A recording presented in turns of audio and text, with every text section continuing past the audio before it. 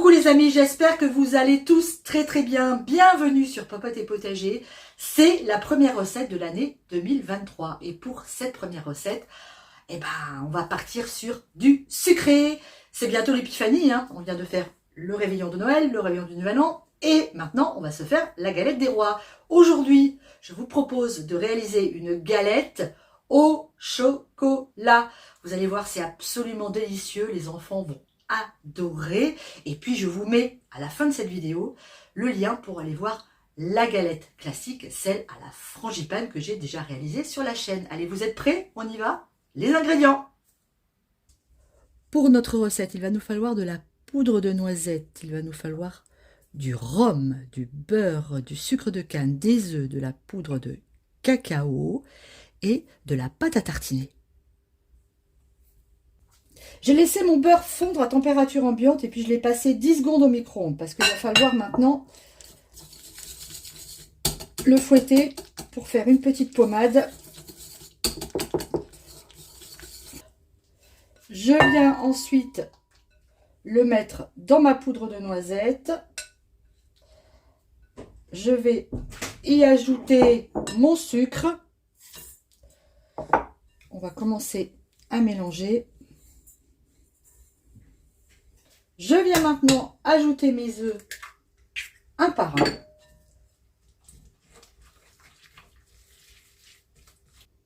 Une fois que c'est fait, j'ajoute 2 cuillerées à soupe de rhum. Je vais venir incorporer mes 2 cacao. Et on va pouvoir remélanger. Voilà, ma frangipane est prête. Ça sent bon le rhum, voyons ça. C'est trop bon. Maintenant, qu'est-ce qu'on fait? On va la réserver au réfrigérateur pendant 2 heures. Dans les ingrédients, je n'ai pas parlé des pâtes feuilletées, mais ça me paraît une évidence. Il vous faut 2 pâtes feuilletées. Alors, qu'est-ce qu'on fait? Moi, j'ai acheté donc des pâtes feuilletées. J'enlève toujours, je vous le dis à chaque fois, mais je le répète, c'est très important.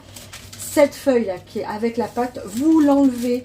N'essayez pas de cuire avec parce qu'elle est humide et elle empêchera votre pâte de bien cuire. Donc, vous changez et vous mettez des feuilles propres et sèches.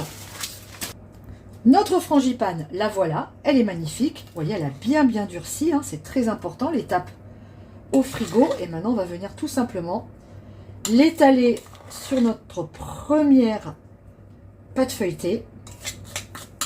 Allez, on étale de façon uniforme et on laisse environ 2 cm ici de pâte où on ne met pas de frangipane. On vient placer la fève dans notre galette et on va venir recouvrir avec la deuxième pâte feuilletée. Pour souder les bords, on va venir mettre de l'eau ici autour. On vient déposer la deuxième pâte sur la première.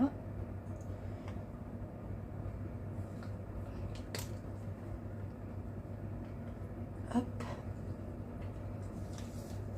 Allez, on appuie.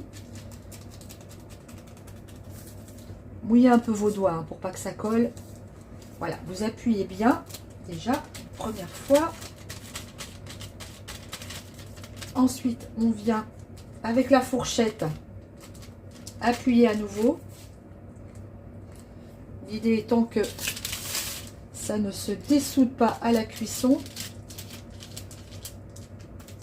Et on vient maintenant avec notre fourchette bien ramener les bords comme ça de notre galette. Voilà.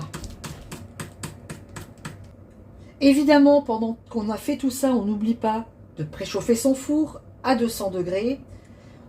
Maintenant, je vais dorer le dessus de ma galette avec un jaune d'œuf. Vous avez vu, c'est mon dernier œuf. J'en ai utilisé 2 dans ma pâte et le dernier, il me sert à dorer.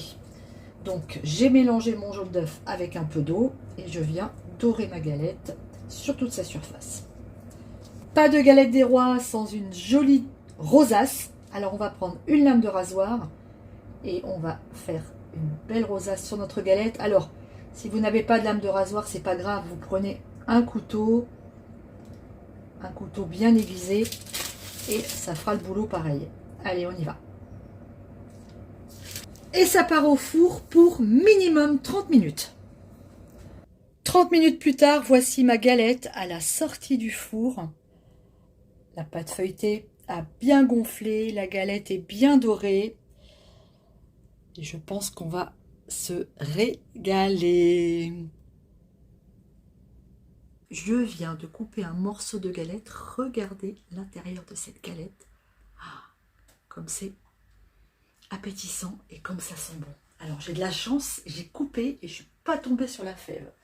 Ça, c'est super. On pourra la déguster ce soir.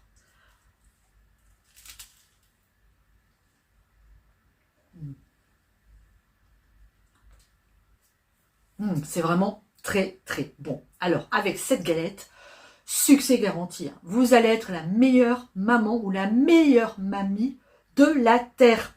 Refaites cette recette et puis n'hésitez pas à m'envoyer des photos si c'est le cas sur Instagram ou sur Facebook. Et ben moi je vous fais des gros bisous et je vous dis à très bientôt sur Popote et Potager. Ciao!